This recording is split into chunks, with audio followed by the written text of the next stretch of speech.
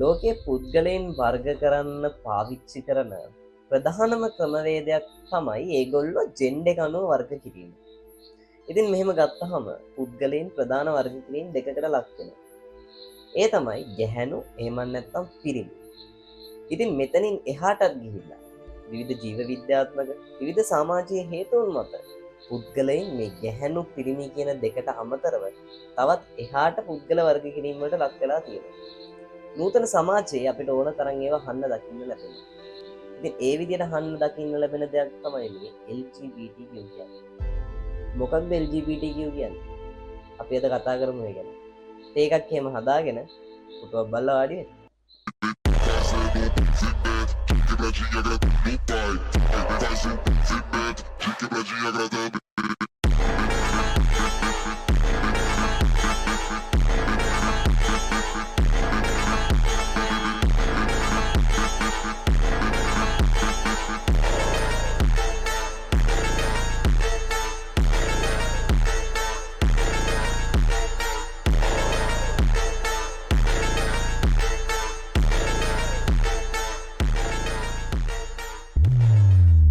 අද අපේ මාතෘකාව LGBTQ. ඒ ගැන කතා කරන්න කලින් අපි කතා කරන්න ඕනේ මේ පුද්ගලයන් වර්ග කරන්න ලබා ගන්න එහෙම නැත්නම් මේ පුද්ගලයන් වර්ග කරන්න යොදා ගන්න දර්ශක කිහිපයක් ගැන. මේ අතරින් ප්‍රධානම දේ තමයි සෙක්ස් කියලා කියන්නේ. එහෙම නැත්නම් එයාලගේ ස්ත්‍රී පුරුෂ භාවය. අපි සරලව එහෙම ගමුකෝ. අපි දන්න දේ තමයි පුද්ගලයෙකුගේ ශරීරයේ අඩංගු වෙලා තියෙන ක්‍රෝමසෝම. මේ ක්‍රෝමසෝම යුගල 23ක් තියෙනවා. සම්පූර්ණ ක්‍රෝමසෝම ශරීරයේ 46ක් පිහිටලා තියෙනවා. මේ ක්‍රෝමසෝම යුගල පිහිටන ආකාරය අනුව පුද්ගලයන් වර්ග කරනවා. XY ක්‍රෝමසෝම පිහිටලා තියෙන්නේ පිරිමි පුද්ගලයන්, XX ක්‍රෝමසෝම පිහිටලා තියෙන්නේ ගැහැණු පුද්ගලයන් කියලා අපි විද්‍යාත්මකව හඳුනාගෙන තියෙනවා. ඉතින් මෙතනින් එහාට ගියාම ශරීර ලක්ෂණ අනුව අපිට ස්ත්‍රී පුරුෂ භාවය වර්ග කරන්න පුළුවන්.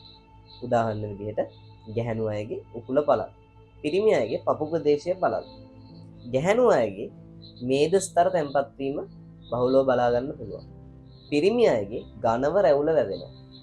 ඉතින් මේ වගේ ස්ත්‍රී පුරුෂ භාවය වෙන් කරලා හඳුන ගන්න පුළුවන් ශාරීරික ලක්ෂණ වගේම ජීව විද්‍යාත්මක ලක්ෂණ ඕනෑ තරම් තියෙනවා. හැබැයි මෙහෙම ලක්ෂණ තිබුණත් මේ ස්ත්‍රී පුරුෂ භාවය වෙනස් වෙච්ච තැනුත් ඕනෑ තරම් අපිට පරීක්ෂණ වාර්තාවලින් හම්බෙනවා. අපි කතා කරමු මේ ස්ත්‍රී පුරුෂ භාවයට අමතරව ඒ කියන්නේ මේ සෙක්ස් කියන දර්ශකය පාවිච්චි කරලා. එහෙම නැත්නම් ජීව විද්‍යාත්මක ලක්ෂණ මත පුද්ගලයන් වර්ග කිරීම පදනම් කරගෙන අපි පුද්ගලයන් ස්ත්‍රී පුරුෂ කියලා කාණ්ඩ දෙකකට වෙන් කරනවා. එහෙම නැත්නම් අපිට සිතුවිලි වලින් දැනෙන දේ අනුව පුද්ගලයන් වර්ග කරනවා. ඒකට කියන්නේ ජෙන්ඩර් අයිඩෙන්ටිටි. එහෙම නැත්නම් ලිංගික අනන්‍යතාවය කියලා. ඉතින් ලිංගික අනන්‍යතාවය කියලා කියන්නේ මම කවුද කියන එක මට දැනෙන විදිහ.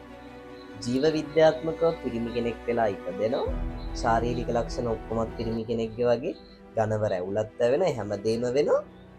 හැබැයි සිතුවිලි වලින් යා හිතනවා එයා ගැහැණු කෙනෙක් කියලා. මෙහෙම දේවල් වෙන්න පුළුවන්. ඉතින් මේක වර්ග කරන්න කලින් අපි බලාගමුකෝ සාමාන්‍ය දේ. සාමාන්‍ය දේ තමයි සිස්ජෙන්ඩර් කියලා කියන්නේ. මේගොල්ලෝ ගැහැණු අය සිතුවිලි වලින් හිතනවා Taman ගැහැණු කෙනෙක් කියලා. පිරිමි අය සිතුවිලි වලින් හිතනවා Taman පිරිමි කෙනෙක් කියලා. මේ සිස්ජෙන්ඩර් වලින් එහාට ගියාම තියෙන අනිත් දේ තමයි ට්‍රාන්ස්ජෙන්ඩර් කියලා කියන්නේ. ට්‍රාන්ස්ජෙන්ඩර් කියන්නේ ලිංගික සංක්‍රාන්තිය. ඒ කියන්නේ එක්තරා අතරමැදි කාලයකදී එයාලා සරලව ගත්තොත් අපි පිරිමි කෙනෙක් වෙලා ඉපදෙනවා. නමුත් එයාට තියෙනවා ස්ත්‍රී ලක්ෂණ. ඒ කියන්නේ පිරිමි කෙනෙක් වෙලා ඉපදුනත් පිරිමි කෙනෙක් විදිහට ලිංගිකයක් තිබුණත් එයාට සමහර ස්ත්‍රී ලක්ෂණ පහළ වෙන්න ගන්නවා. ඒ දේවල් එක්ක සැත්කමක් කරහා හෝ වෙන යම් ක්‍රියාවලියක් කරහා එයා ගෑනු කෙනෙක් බවට පරිවර්තනය වෙනවා. එහෙම නැත්නම් ගෑනු කෙනෙක් ඉන්නවා පස්සේ කාලෙක වෙන සංක්‍රාන්තික හේතුන් මත එයා පිරිමි කෙනෙක් විදිහට පරිවර්තනය වෙනවා. ඉතින් මේක තමයි සරලව ට්‍රාන්ස්ජෙන්ඩර් කියලා හඳුන්වන්නේ. ඉතින් මෙතනිනුත් එහාට ගියහම තියෙන අනෙක් එක තමයි නන් බයිනරි කියලා කියන්නේ. මේගොල්ලෝ ගැහැණු අය හිතනවා Taman ගැහැණුත් නෙවෙයි පිරිමිත් නෙවෙයි කියලා. පිරිමි අය හිතනවා Taman ගැහැණුත් නෙවෙයි පිරිමිත් නෙවෙයි කියලා. ඉතින් මෙතන මේ පොඩි අවුලක් තියෙනවා වගේ තේරෙයි. නමුත් ජීව විද්‍යාත්මකව එහෙම හිතෙනවා. ඉතින් මෙතනිනුත් එහාට ගියාට පස්සේ අපි දැන් කතා කරා සිස්ජෙන්ඩර්, ට්‍රාන්ස්ජෙන්ඩර්, නන් බයිනරි. ඊළඟ එක තමයි ජෙන්ඩර් ෆ්ලුයිඩ් කියලා කියන්නේ. දැන් අර නන් බයිනරි කට්ටිය හිතුවේ ගැහැණුව හිතනවා තමන් ගැහැණු නෙවෙයි කියලා, පිරිමිත් නෙවෙයි කියලා. පිරිමියා හිතනවා තමන් පිරිමිත් නෙවෙයි ගැහැණුත් නෙවෙයි කියලා. දැන් ජෙන්ඩර් ෆ්ලුයිඩ් කියන කට්ටිය හිතනවා තමන් මේ දෙකේම කියලා. පිරිමි කෙනා හිතනවා තමන් පිරිමි, තමන් ගැහැණු කෙනෙක් කියලා. ගැහැණුව හිතනවා තමන් පිරිමිත් තමා, ගැහැණුත් තමා කියලා. ඉතින් මේක නිකන් අපබ්‍රංශයක් වගේ හිතෙන්නේ නැති, නමුත් ජීව විද්‍යාත්මකව වර්ගීකරණය කරලා තියෙන පරීක්ෂණ වාර්තාවල තියෙන විදිහට මේ ජෙන්ඩර් අයිඩෙන්ටිටි එහෙම නැත්නම් ලිංගික අනන්‍යතාවය කියන එක වෙන වෙන්නේ අන්න එහෙම. ඊළඟ දර්ශකය තමයි ජෙන්ඩර් රෝල්ස්. එහෙම නැත්නම් භූමිකා. ලිංගික භූමිකා කියලා කියන්නත් පුළුවන්. මොකද්ද මේ ජෙන්ඩර් රෝල්ස් කියන්නේ? දැන් අපේ ලංකා සමාජය ගත්තත්, ලෝක සමාජය ගත්තත් පුද්ගලයින්ට ගැහැණු අයට, පිරිමි අයට දෙන් වෙච්ච සමාජීයව සංස්කෘතිකව හැදිච්ච රෝල් එකක් තියෙනවනේ. ඒ කියන්නේ පිරිමි අය. පිරිමි අය ගත්තම පිරිමි අය ඉන්නේ රැකියාව කරන්න, හම්බ කරන්න, පවුල බලා ගන්න. ගැහැණු අය ඉන්නේ ගෙදරට වෙලා ළමයව බලා ගන්න, ගෙදර වැඩපළ කරලා. මේ වගේ එකිනෙකට වෙන් වෙච්ච කාරණා කිහිපයක් තියෙනවනේ. පිරිමි අයට තියෙන මේ ටික, ගැහැණු අයට තියෙන මේ ටික. ගැහැණු කෙනෙක් වුණාම සිව්මැලි වෙන්න ඕනේ. එයා වැඩිය 6න් පස්සේ එළියට බහින්න හොඳ නෑ, රෑ 5 එළියට බහින්න හොඳ නෑ. ඔය වගේ සංස්කෘතික දේවල් මත පදනම් වෙච්ච තියෙන. පිරිමි අය අඬන්න හොඳ නෑ, පිරිමි අය රළු වෙන්න ඕනේ, ශක්තිමත් වෙන්න ඕනේ. මේ විදිහට සමාජීය විදිහට, සංස්කෘතික විදිහට, ජීව විද්‍යාත්මක විදිහට මේ පුද්ගලයින්ට වෙන් වෙච්ච භූමිකාවක් තියෙනවා. එතකොට මේ භූමිකාව අනුවත් පුද්ගලයින් වර්ග වෙනවා. ඉතින් මේ නව සමාජ රටාව ඇතුළේ මේ LGBTQ කියන කතා කරන සමාජ රටාව ඇතුළේදී ඒගොල්ලෝ කියන්නේ මේ ජෙන්ඩර් රෝල්ස් කියලා දෙයක් ඕනේ නැහැ. පිරිමියාට කරන්න තියෙනයි, පිරිමියාට කරන්න තියෙන දේවල්ම ගෑනුවාට කරන්නත් පුළුවන්. පිරිමියාට තියෙන අයිතිවාසිකම් ටිකම ඒ විදිහට ගෑනුවාටත් ඕනේ. ගෑනුවාගේවත් පිරිමියාට ඒ විදිහටම බලපාන. ඉතින් මේ විදිහට මේ පුද්ගලයන් විදිහට භූමිකා වෙනස් වෙන්න ඕනේ නැහැ කියන මතේ නූතන සමාජයේ බොහෝ පිරිසක් ඉන්නවා. නමුත් දැන් අපේ ලංකාව වගේ රටක් ගත්තත්, ඉන්දියාව වගේ රටක් ගත්තත් මේ රටවල වල සමාජීය සහ දේශපාලනික ඒ වගේම සංස්කෘතික හේතුන් මත ඒ දේවල් ඒ විදිහට කරන්න බෑ. නමුත් මේ නව චින්තන රටාවට ඉඩ දීලා, මේ නව පැල්ලට ඉඩ දීලා ඒ දේවල් නීතිගත කරපු, ඒ දේවල් කිසි ප්‍රශ්නයක් නෑ ඔයාලා කරගෙන යන්න කියලා පවරපු රටවල් ඕන තරම් ඉන්නවා. ඉතින් මේ භූමිකා වෙනස් වීමේ වාසි අවාසි ගොඩක් තියෙනවා. ඇත්තටම මේ වෙන්වීම එහෙම නැත්නම් පිරිමි අයට මෙච්චරයි, ගෑනු අයට මෙච්චරයි කියලා භූමිකා වෙන් කරන එක, වෙනස් වෙන එකේ වාසියකුත් තියෙනවා. ඉතින් මේ භූමිකා වෙන් වෙන්නේ නැතුව මේ දේවල් සමානාත්මතාවයක් එන්න ඕනේ. මේ දේවල් සමාන වෙන්න ඕනේ. පිරිමි අයට මේ ටික, ගෑනු අයට මේ ටික කියලා වෙන් වෙන්න ඕනේ නැහැ. සමානාත්මතාවයක් තියෙන්න ඕනේ කියන මතවාදේ මේ නූතන රැල්ල ඉන්නවනේ, මේ LGBTQ ගැන කතා කරන මේ නව චින්තන රටාවේ ඉන්න මේ අලුත් පරම්පරාවල ඉන්න කට්ටිය. අලුත් පරම්පරාව කියන්න බෑ. ඉතින් මම මේ මහා දැනුමක් තියෙන කෙනෙක් වගේ මාත් ඒ පරම්පරාවටමයි අයිති. ඉතින් මේ නව චින්තන රටාවේදී ඒගොල්ලෝ ඉල්ලනවනේ අයිතිවාසිකම්. පිරිමියට මෙහෙම බෑ, ගෑනුවට මෙහෙම බෑ කියන්න එපා. හැමෝටම එකම විදිහට තියෙන්න ඕනේ. මේකේ වාසිත් තියෙනවා, අවාසිත් තියෙනවා. හොඳයි, අපි කතා කරගෙන හිටියේ මේ පුද්ගලයන් වෙන් කරන්න, මේ ගැහැණු පිරිමි භාවය ඇතුළේ මේ පුද්ගල භාවය වෙන් කරන්න ගන්න දර්ශක ටිකක් නේ. ඊළඟ එක තමයි වැදගත් වෙන්නේ. ඊළඟ එක තමයි sexual orientation. එහෙම නැත්නම් ලිංගික දිශානතය කියලා කියන්නේ. මොකද්ද sexual orientation කියලා කියන්නේ? sexual orientation කියලා කියන්නේ පුද්ගලයෙකුට තවත් පුද්ගලයෙකු ආකර්ෂණය වෙන විදිහ, ලිංගිකව ආකර්ෂණය වෙන විදිහ අනුව පුද්ගලයා වර්ග කිරීම. මෙතනදී ගත්තහම ප්‍රධානම දේ තමයි මේ විරුද්ධ ලිංගික ආකර්ෂණය කියලා කියන්නේ. මෙතනදී ප්‍රධානම දේ තමයි හෙටරොසෙක්ෂුවල්. එහෙම නැත්නම් විරුද්ධ ලිංගික ආකර්ෂණය කියලා කියන්නේ. සරලවම පිරිමි කෙනෙක් ගැහැණු කෙනෙක්ට ආකර්ෂණය වෙනවා, ගැහැණු කෙනෙක් පිරිමි කෙනෙක්ට ආකර්ෂණය වෙනවා. සමාජීයව, සංස්කෘතිකව, අපේ රටේ නීති අනුව ඒක තමයි සම්මතය. පිරිමි කෙනෙක් ගැහැණු කෙනෙක්ට ආකර්ෂණය වෙලා විවාහ වෙන්න පුළුවන්. නැත්තම් ගැහැණු කෙනෙක් පිරිමි කෙනෙක්ට ආකර්ෂණය වෙලා විවාහ වෙන්න පුළුවන්. මේක තමයි ලංකාවේ තියෙන නීතිමය සහ සංස්කෘතිමය පසුබිම අනුව අපිට පාවිච්චි කරන්න පුළුවන්, අපිට මේ ලංකාව ඇතුළේ සිදු කරන්න පුළුවන් එකම සම්මත ක්‍රමය. මේ විරුද්ධ ලිංගික ආකර්ෂණය එහෙම නැත්නම් මේ හෙටරොසෙක්ෂුවල් වලින් එහාට ගියාට පස්සේ මේ සමාජයේ, නූතන සමාජයේ වැඩිපුර ව්‍යාප්ත වෙන දෙයක් තමයි මේ හෝමොසෙක්ෂුවල් කියලා කියන්නේ. එහෙම නැත්නම් සමලිංගිකත්වය. අපේ රටේ මේක නීතිගත නැහැ. ඇතැම් රටවල මේක නීතිගත කරලා තියෙනවා. නිදහසේ ඒ අයිතිවාසිකම භුක්ති විඳින්න සමලිංගිකයින්ට අවස්ථාව තියෙනවා. සමලිංගිකත්වය කියන්නේ මොකක්ද? ගැහැණු කෙනෙක් ජීව විද්‍යාත්මක අතින් ගැහැණු කෙනෙක් තවත් ගැහැණු කෙනෙක්ට ආකර්ෂණය වෙනවා. ජීව විද්‍යාත්මක අතින් සම්පූර්ණ ගැහැණු කෙනෙක් තවත් ජීව විද්‍යාත්මක අතින් සම්පූර්ණ ගැහැණු කෙනෙකුට ආකර්ෂණය වෙනවා. ඊළඟට පිරිමි අය. ජීව විද්‍යාත්මකව පිරිමි කෙනෙක් ජීව විද්‍යාත්මකව පිරිමි කෙනෙක් තවත් ජීව විද්‍යාත්මක පිරිමි කෙනෙකුට ආකර්ෂණය වෙනවා. මේක ජීව විද්‍යාත්මක හේතුන් මත වගේම සංස්කෘතික සහ වෙන යම් සමාජීය බලපෑම් මත උනත් වෙන්න පුළුවන් දෙයක්. සමලිංගිකත්වය කියන්නේ සරලවම ගැහැණු කෙනෙක් ගැහැණු කෙනෙක්ට පිරිමි කෙනෙක් පිරිමි කෙනෙක්ට ආකර්ෂණය වෙන දෙයට. ඉතින් මෙතනින් එහාට ගියාම ඊළඟ එක තමයි බයිසෙක්ෂුවල් කියලා කියන්නේ. බයිසෙක්ෂුවල් කියලා කියන්නේ ගැහැණු අය ගැහැණු පිරිමි කියන දෙපාර්ශ්වයටම ලිංගිකව ආකර්ෂණය වෙනවා. පිරිමි අයත් ගැහැණු පිරිමි කියන දෙපාර්ශ්වයටම ලිංගිකව ආකර්ෂණය වෙනවා. අපි කලින් කතා කරා විරුද්ධ ලිංගික ආකර්ෂණය ගැන. ඒ කියන්නේ ගැහැණු අය පිරිමියට පිරිමි අය ගැහැණු අයට. සමලිංගිකත්වය කියන්නේ එකම වර්ගයේ. බයිසෙක්ෂුවල් කියලා කියන්නේ එක පුද්ගලයෙක් අනිත් පුද්ගල වර්ග දෙකටම ආකර්ෂණය වීම. يعني සරලව ගත්තම ගැහැණු කෙනෙක් ගැහැණු පිරිමි කෙනෙක් දෙකටම ආකර්ෂණය වෙන එක.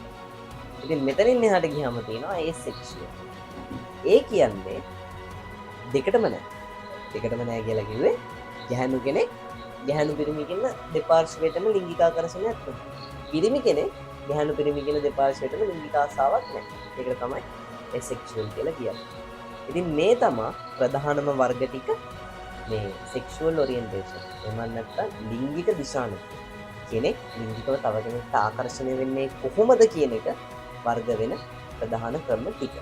ඉතින් ඇතැම් රටවල සමාජීව සහ නීතිමය විදිහට මේවට ඉඩහසර ලැබිලා තියෙනවා. නමුත් අපේ ලංකාව වගේ රටවල් වල සංස්කෘතිය ආගමික විවිධ නීති රීති මගින් මේ දේවල් වළක්වලා තියෙනවා.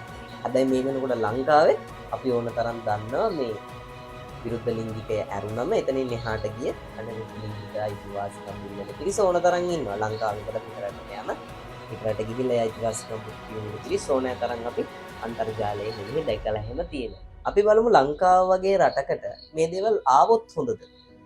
ලංකාව කියන්නේ අතීතයේ ඉඳලම ආගමිකව තියෙන රටක්. අපේ ලංකාව ප්‍රධාන ආගම විදිහට බෞද්ධ ආගම, ඊට අමතරව කතෝලික ආගම මේ වගේ බහු ආගමික රටක්. මේ කිසිම ආගමක් ඇතුළේ මේ සමලිංගිකත්වය කියන දේ ප්‍රවර්ධනය වෙන්න ඉඩ ලබා දෙන්නේ නැහැ. ඉතින් මේ ලංකාව වගේ රටක මේ සමලිංගික විවාහ වගේ දේවල් නීතිගත වෙන්න ඉඩහසර ලැබෙන්නේ නැහැ. මෙන්න මේ කියන හේතුන් මත. නමුත් මේ විදිහේ අයිතිවාසිකම් ඉල්ලන මේ සාමාන්‍යකරණයෙන් එහාට ගිය මේ සමලිංගික වේවා ට්‍රාන්ස්ජෙන්ඩර් වේවා මේ වගේ අයිතිවාසිකම් ඉල්ලන පිරිසක් මිනිස්සුયો කියන එක මතක තියාගන්න ඕනේ. ඒ නිසා ඒගොල්ලොම ගහලා පන්නන්න, මරලා දාන්න, එහෙම දේවල් වගේ සාහසික අදහස් වලට, ඒ වගේ ආවේගශීලී, ඒ වගේ අදහස් වලට යොමු වෙන්න එපා. මොකද මොන ආශාව තිබුණත් මිනිස්සු කියන්නේ මිනිස්සු. නිසා මතක තියාගන්න මේ කතා කරපු කිසිම එකක් මේ විකෘති ලිංගික ආශාවක් නෙමෙයි. අපි දන්නවා මනෝවිද්‍යාත්මකව අපි ඉගෙන ගන්නකොට විකෘති ලිංගික ආශාවන් කියලා තියෙනවා. මේ විවිධ විදිහට විකෘති විදිහට ලිංගිකව සතුටු වෙන විවිධ ආශාවන් වර්ග තියෙනවා. ඒවා ගැන කතා කරන්න බෑ මේ වීඩියෝ එකේ. හොඳට මතක තියාගන්න මේ විකෘති ලිංගික ආශාවන් ගණයට මේ අපි අද කතා කරපු කිසිම දෙයක් වැටෙන්නේ නැහැ. ඒවා සාමාන්‍ය සමාජයේ සාමාන්‍ය විදිහට තියෙන දේවල්. ඊළඟට අපි කතා කරමු මේ LGBTQ කියන්නේ මොකක්ද කියලා. දැන් අපි මෙච්චර වෙලා කතා කරේ විවිධ දර්ශක මත පුද්ගලයන් කොහොමද වර්ග කරන්නේ කියලා. ඉතින් මේ විදිහට විවිධ දර්ශක මත වර්ග කරන පුද්ගලයන් Tamanගේ අයිතිවාසිකම් ඉල්ලමින් ගොඩනගා ගන්න සංවිධානයක් වගේ දෙයක්. එම නැත්නම් මේ නව චින්තන රටාව ඇතුලේ මේ නව සමාජ ක්‍රම ඇතුලේ මේ අයිතිවාසිකම් ඉල්ලමින් ඔවුන්ගේ අරගලය දියත් කරන්න බිහි වෙච්ච එක්තරා සංගමයක් විදිහට අපිට මේ LGBTQ හඳුන්වා දෙන්න පුළුවන්. ඉතින් මේ LGBTQ කියන්නේ L කියන්නේ lesbian, G කියන්නේ gay, B කියන්නේ bisexual, T කියන්නේ transgender, Q කියන්නේ queer. ඉතින් මේ අයිතිවාසිකම් ඉල්ලීම නැත්නම් මේ අපි කතා කරපු ඉතින් මේ අපි කතා කරපු මේ පුද්ගල කාණ්ඩ තමයි ඉතිහාසිකම් වෙනුවෙන් සටන් කරන ව්‍යාපාරය වගේ දෙයක තමයි මේ LGBTQ කියලා කියන්නේ. ඉතින් අපි කතා කරා කොහොමද ජීව විද්‍යාත්මක හේතුන් මත සහ වෙනත් සමාජීය හෝ ඒ ආශ්‍රිත හේතුන් මත පුද්ගලයන් වර්ග වෙන්නේ කියලා. එතනදී වර්ග වෙන පුද්ගල කාණ්ඩ මොනවද? ඒගොල්ලෝ ඒ විදිහට වර්ග වෙන්නේ කියලා අපි සරල නිර්වචනයක් කතා කරා. ඉතින් මේ මාතෘකාව ගැන තව වැඩි දුරටත් ඔයාලා හොයන්න කැමති නම් අපි පහළ ඩිස්ක්‍රිප්ෂන් එකේ links දාලා තියන්නම්. එතනින් ගිහලා ඔයගොල්ලොන්ට මේ ගැන වැඩි දුර කියවන්න පුළුවන්. ඉතින් අපි මේ කතා කරපු වර්ගීකරණ වලට ලක් වෙන මේ විරුද්ධ ලිංගික ආකර්ෂණයෙන් තියෙන අයට අමතරව තවත් විවිධ ආකර්ෂණ තියෙන සවත් මේ ලෙස්බියන්, ගේ, ට්‍රාන්ස්ජෙන්ඩර් කියන මේ කැටගරිස් වලට අයිති වෙන පිරිස් මේ ලංකාව ඇතුළේ ජීවත් වෙන්න ඕනේද කියන ප්‍රශ්නය මේ වෙනකොට උද්ගත වෙලා තියෙනවා. ඉතින් මේ ගැන ඔයාලා හිතන්නේ මොකක්ද කියලා පහලින් කමෙන්ට් කරගෙන යන්න. අපි තව වීඩියෝ එකකින් හම්බ වෙනකන් අපේ channel එක subscribe කරලා තියාගන්න. අපේ point of view TikTok page එක පැත්තට ගිහිල්ලා ඒකත් follow කරලා තියාගෙන ඒ පැත්තේ තවමත් දාලා එන්න. එහෙනම් අපි තව රසවත් වීඩියෝ එකකින් හම්බ වෙමු. එතකන් ගිහින් එන්න.